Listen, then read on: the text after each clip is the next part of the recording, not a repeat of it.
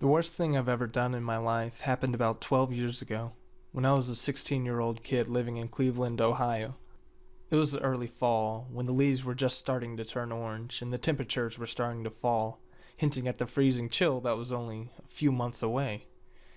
School had just started, but it had been going on for about a month now, so all the excitement of going back and reuniting with old friends had been replaced by the realization that we were captives in a place that only wanted to load work upon us. Understandably, me and my friends were all eager to do anything that might remind us of the worry-free, responsibility-free days of summer. Earlier that year, about the time the last school year had let out, none of my friends from work, McDonald's, which some people think is lame, but I always had a great time there, had taught me a technique to make yourself pass out with the help of an assistant. It goes something like this. One person would rapidly take 10 deep, heavy breaths, and on the 10th, squeeze his eyes shut and hold his breath as tightly as possible while crossing his wrists over his heart. The assistant would then give the person a huge bear hug from behind and squeeze the person's wrist into his breastbone. Within seconds, the person holding their breath would lose consciousness. The assistant was then in a perfect position to make sure you didn't totally collapse and crack your skull open on the sidewalk. The effect only lasted like a second or two. It wasn't like we were putting ourselves into comas or anything, but it felt like you'd been out for hours. Now I know some people are probably like, what the fuck, are you fucking retarded? And yeah, I know, we were probably killing about 1,000,000 brain cells each time we would knock ourselves out. And I think probably my memory has suffered for it. But to a bored as hell 16-year-old, I thought it was hella cool. All the effect of getting your lights punched out with none of the pain of getting hit in the face. I'd tell you to just try it and see for yourself, but after what happened, I would never recommend it to anyone. One interesting side effect of doing this, which was really most of the reason we did it, was that while you were out, you'd have extremely lucid, vivid dreams, which you could always recall upon awakening. After all, you were only asleep for 2 seconds.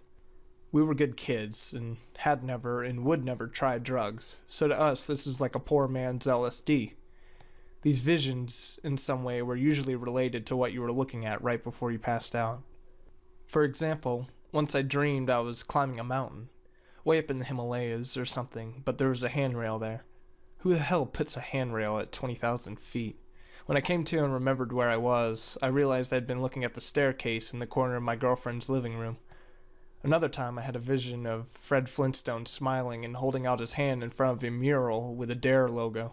That's Drug Abuse Resistance Education, a program cops teach in public schools. You've probably seen the bumper stickers. I woke up and saw that my friend Brett had been standing in front of me right before I slipped into dreamland, and the logo was on his shirt.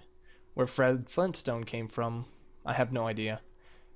Visions were always mundane things like those. Well, always until that one day.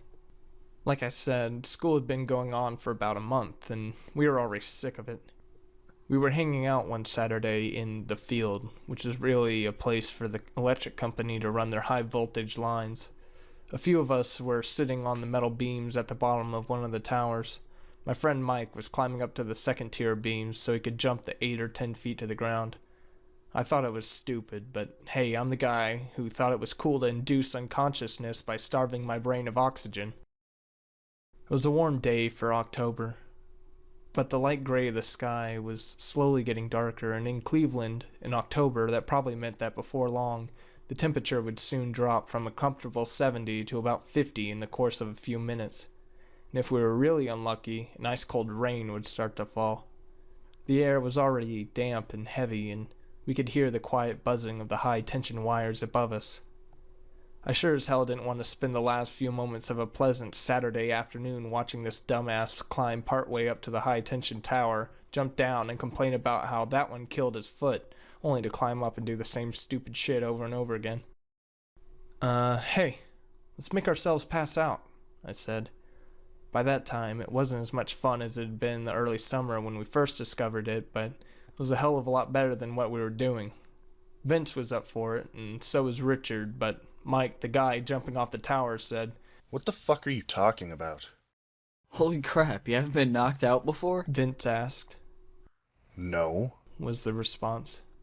Mike had been at his mom's house all summer, so he hadn't been in on the fun we had been having. Dude, you gotta try this. Watch, we'll show you. Vince and I got off the tower, stood in the grass at the center, and did the customary 10 deep breaths. I squeezed my eyes shut and held my breath so hard that if they hadn't been shut, they'd probably already popped out of my head. Then I felt my friend clamp down on my arms in front of my chest, and suddenly, as if there was nothing more natural in the world, there was a giant lobster climbing around a lobster cage, and I was under the ocean with seaweed growing from the sandy bottom under my feet. The next thing I remember, I was awake, and Vince and Richard were asking me, Dude, what did you see? What'd you dream? the back of my head was killing me. Fuck, did you let me fall? I really wasn't that heavy, but Vince was pretty weak. He just stood there looking guilty, and Richard told me he had. What'd you see, though? He asked. I rubbed my head and said it was a lobster. It was pinching Vince's head off with its claws. I turned to Mike, watching from the L-shaped beams above, and said, "See? It's fucking awesome." Whatever. I don't trust any of you enough to do that shit to me. Come on, man, you gotta try it. It's no more dangerous than what you're doing right now. Promise I won't let you fall like this bitch did. He squinted in the way people do when they're trying to decide if what they're thinking of doing is worth the risk or trouble. He jumped down one last time, got up, and said, Fine. Once. if only he would have thought a little longer, or just flatly refused. He repeated the 10 deep breaths, with me as the assistant to make sure he didn't fall. He held his breath, and I helped him slip into that other place. It's something I've regretted ever since. That, and when I think back on all the things I wish I had done differently in my teenage years. Girls I should have tried for, classes I should have tried harder in, all the things I should and shouldn't have done.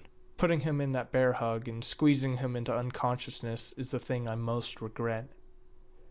I felt the dead weight shift from his feet onto my chest, and he was a pretty big guy, but I made sure to let him down easy and not knock his head against the hard earth. Just as I laid him on the grass, he came back. He woke up screaming. Fuck! Holy fuck! Get away! Get away! He screamed as he leaped up to his feet and flailed his arms around his head. We all jumped back, afraid of being hit in his frenzy, but more afraid, so scared we almost shit our pants of what we were seeing. For about 5 seconds, which is about twice the time it normally takes a person to realize where they're at and remember what they're doing, he slowed down. Shit. Holy shit. He was breathing heavily, gasping deep breaths and hunched over at the corner of the tower. It's a wonder that in his maddened state he didn't run right into the supports and knock himself out for real. But he just stood there, bent over at the waist, and then fell to his knees. With his back turned to us, he started rocking and wringing his hands and muttering to himself. Holy motherfuck. What the hell did you see? Said Vince. But Mike didn't answer. We approached him slowly, and as we drew near, we could hear him quietly sobbing. In our macho world, that was normally a crime punishable by death, but at the time, of course, we didn't say anything.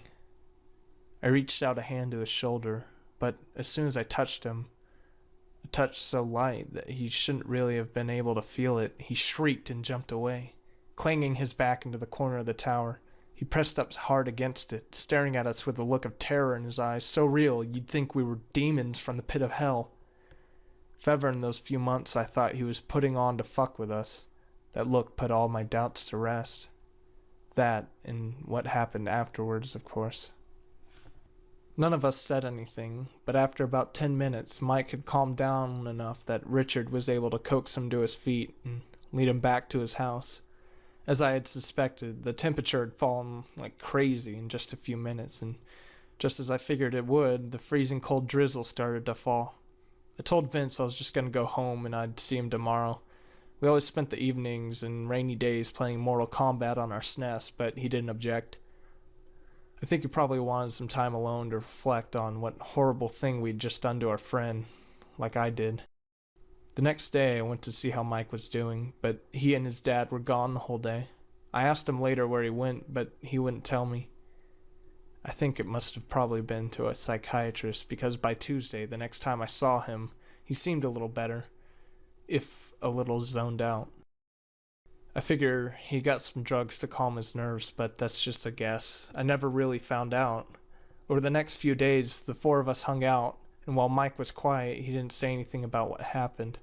We just talked about some stupid, unimportant stuff. Girls we liked, classes we hated. I wish we had said something to him now. Oh, I don't know if it would really have helped. We had no idea what we were facing. To this day, I still have no clue. But we avoided the subject of what happened that Saturday and the practice of passing out in general, like it was the plague. It wasn't until the following Saturday that he said anything related to what was happening to him. We were walking down the quiet street of our neighborhood towards the wooden footbridge that crosses the creek, runs between the houses, separating the development into two halves. I was going on about this hot girl who was a grade above me and who consequently wouldn't give me the time of day, and he, staring at the ground, walking on with his hands in his pockets. Suddenly, out of nowhere and right in the middle of one of my sentences, he says, I won't be around much longer. Huh? They'll be coming again tonight. And I don't think I'll be able to keep them out this time. Hey, what are you talking about? Who's coming tonight? The hands. The voices. Okay, at this point I was like, holy shit. I could feel my breathing getting quick and shallow and felt my face and hands get hot to hear him talk, so matter-of-factly about some horror that I couldn't even imagine. But I'll never forget that conversation. It's etched into my mind like the stone tablets of the 10 Commandments or something. I stammered a few times, then said stupidly, What hands? At night, I look at the tree out my window. Then it goes black, and the hands, dozens, 100 of them, push in against the glass. And what do you do? I push back. All night. But I'm tired. I can't keep them out anymore. And the voices say I have to let them in. Little kid voices. And little kid hands. He lowered his voice to a whisper, but I could tell in what he said next that he was really struggling to keep the panic at bay. Sometimes I can see their faces, He said in a trembling voice. We had come to the walkway up to his house. He stopped and finally lifted his face to me. Tell Vince he can have my Super Nintendo. He don't have one, and his mom sure as hell won't buy him one. Richard can have my CDs. I know you guys don't like rap, but he does. I started to say something, but he turned and walked up to his house. He went inside and closed the door.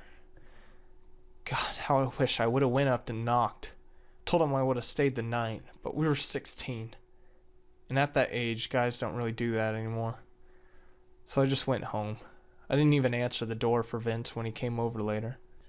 When I went to bed, I didn't really sleep, and I was constantly listening for every creak and groan in the house. Listening for the voices of a multitude of children. I normally slept with the curtains open, but tonight I closed them. The next day, we learned someone had broken into Mike's house. A police car was there in his driveway, and I about shit a brick when I saw it. Later, my worst fears were confirmed when I learned that it was Mike's bedroom window that had been broken into. He was missing, was all that they told us. The cops asked all three of us a ton of questions, and people from the Center for Missing and Exploited Children came and asked us more. I'm sure I looked guilty as shit, but when I said I didn't know what happened, it was, after all, halfway true. They were looking for some pervert that had abducted Mike. So no matter how hard they grilled me, they couldn't get any information relating to that, of course. So they gave up. He was on milk cartons and missing children TV shows, but to this day, he's still an unsolved case. After it was all over, I went to the library to research what the fuck happened, because in those days, while the internet was a research tool, it was only for rocket scientists or people who can afford a $5,000 computer. I didn't find much. The closest thing that I think is even related is something I discovered later in my junior class in world history.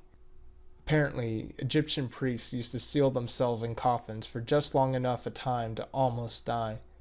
They would then be resuscitated so they couldn't relate the things they saw in the netherworld while dead to the other priests. I only figure that maybe the electricity in the air, or the weather, the pressure, something made Mike go under deeper than we ever had, and gave him an experience like what the Egyptian priest had. But Vince knocked me out too, in almost the same spot where Mike was standing when I did it to him. Could he have just been more receptive to the call of that other place? Or had knocking my head on the ground somehow jostled me free of their hold? I don't know. I don't think I ever will. But sometimes, if I think hard enough about it, I can hear the voices of small children in the distance.